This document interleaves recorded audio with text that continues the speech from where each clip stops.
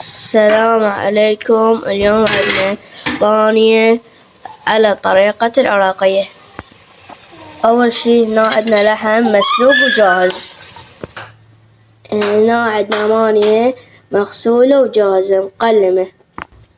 هنا عندنا ثوم مغسول جاهز. هنا عندنا لحم ونضيف بانية وثوم وصارت عندنا بهذا الشكل. هنا نضيف شوية زيت ونخليها شوية تحمس.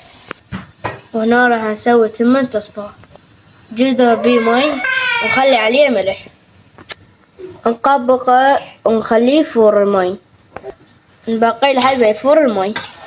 بعد ما انحمست اللحم والبانية نخلي شوية مي. هنا غسلنا التمن ونقعناه. هنا عندنا طماطم نخليها بهذا الشكل بالخلاط، وهسه نخلي معجون. هنا خلينا مي بالخلاط ونخلط. هسه نخلط.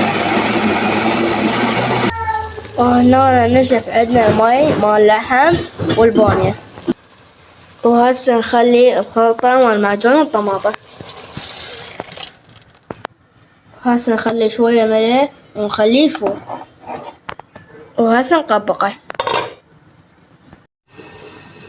وهنا المي فار عندنا نخلي التمن عليه. ننتظر تقريبا 5 دقائق و10 دقائق. هسه كمل عندنا التمن ونصفيه. نرجع الجدر على النار وخليه زيت، ونخليه شوية زيت يحترق. ما نخلي شوية هيل على التمن، هذا الشي اختياري.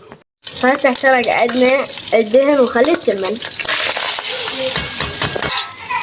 وهنا تسوون التمن ويا الدهن خلوه يتهدر، خلوه على نار ناصية.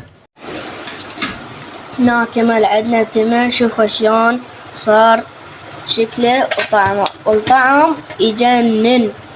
وهنا كملت عندنا أطيب واحدة بانية. باعوا اللحم شلون مستوي. أنصحكم تجربوها. أمانة كل من يشوف هذا الفيديو خلي اشتراك. المشاهدين بس يشاهدون ويطرون، أتمنى تخلون اشتراك، عودنا يشتغلون وياكم بالتصوير.